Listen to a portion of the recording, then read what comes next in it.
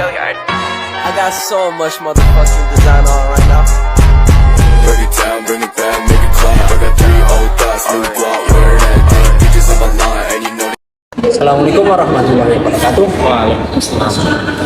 Perkenalkan, nama saya Muhammad Abdullah Husain Abu Bakar selaku moderator podcast kali ini. Kali ini kita kedatangan narasumber keren dok, yaitu Dr. Eko Haryanto, MSI, yang merupakan salah satu dosen program studi psikologi di Universitas Muhammadiyah Purworejo. Kali ini kita akan berbincang-bincang mengenai psikopatologi dalam pandangan psikologi Islam. Mungkin teman-teman belum tahu nih atau masih asing dengan apa itu psikopatologi menurut psikologi Islam. Kita langsung gunakan saja. Pak, psikopatologi itu apa sih Pak dan bagaimana klasifikasinya? Ya, bicara tentang psikopatologi dalam Islam kita harus melihat dulu arti dari psikopatologi secara umum. Psikopatologi secara umum itu adalah gangguan kepribadian yang mengarah kepada perilaku buruk. Ya. Jadi perilaku yang itu tidak baik kan? Ya. Ini secara arti. Kalau secara istilah itu psikopatologi itu mengacu pada baik studi tentang penyakit mental atau tekanan mental atau manifestasi perilaku dan pengalaman yang mungkin menunjukkan penyakit mental atau gangguan psikologis seperti itu. Jadi perilaku buruk yang terus perilaku kaitannya dengan gangguan mental itu termasuk psikopatologi. Lalu bagaimana contoh psikopatologi di kehidupan sehari-hari gitu Pak? Ya, tadi saya sambungkan dulu. Sebelum ke contoh, kita lihat dulu klasifikasinya. Ini ada seorang tokoh psikologi yang mengatakan psikopatologi ada 2 kategori. Yang pertama bersifat duniawi.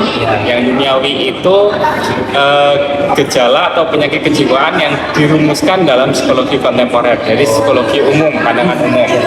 Terus bersifat ukhrawi itu penyakit akibat penyimpangan norma-norma atau nilai-nilai moral, spiritual dan agama. Jadi berdasarkan kategori ini bahwa perspektif dari psikopatologi ini ada pengetahuan dan aspek agama. Jadi yang ukhrawi dan duniawi, jadi kontemporer dan pandangan agama spiritual kan itu. Ya, tentunya kaitannya dengan spiritual, agama, moral ini ya unggah-ungguh, tata krama itu kan kalau orang nggak ada sopan santun berarti itu kan termasuk psikopatologi. Iya. Terus tadi menyambung dengan contoh kasus. Ya. Contoh kasus itu misalnya gangguan makan yang bisa diakibatkan karena terobsesi pada bentuk tertentu, bentuk tubuh tertentu. Jadi, wah kamu kok kurus banget ya. Jadi, lalu kayak yang diet nafsu makan. Diet gitu. Kalau kurus berarti kan nafsu makannya tambah untuk gemuk. Yang kamu belum kan, diet ketat ya gitu, kenceng ya, berlebihan itu termasuk psikopatologi ya, karena kan dia untuk meraih yang diinginkan sesuai dengan idealnya dia. Ini jadi kaitannya dengan contoh dan juga klasifikasinya. Lalu dosa itu termasuk psikopatologi bukan sih Pak? Ya, jadi dosa itu perbuatan dosa, perilaku dosa itu termasuk psikopatologi. Karena kan dia merupakan perbuatan yang mengarah pada perilaku buruk kan itu, pada diri, entah itu diri sendiri kepada orang lain kan itu. Kan perilaku buruk dari diri kita sendiri kan, untuk menyakiti orang lain kan itu.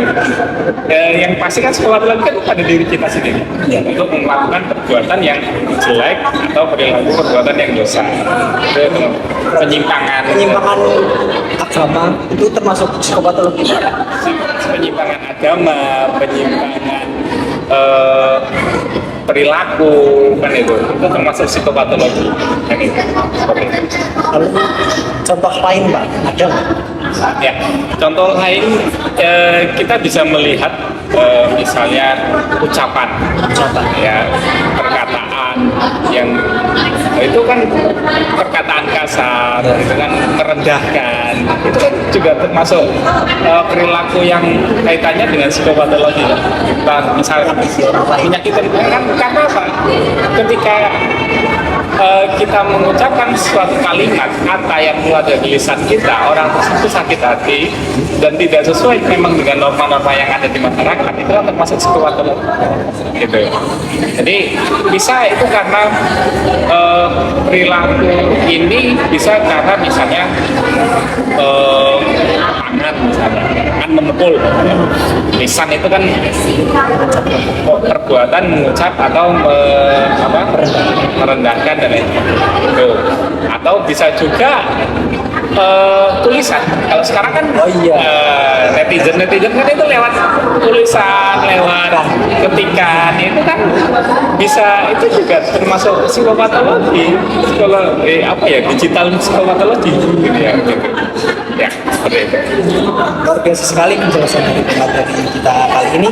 Jadi kesimpulannya adalah psikopatologi itu adalah hal yang sering kita jumpai di kehidupan sehari-hari.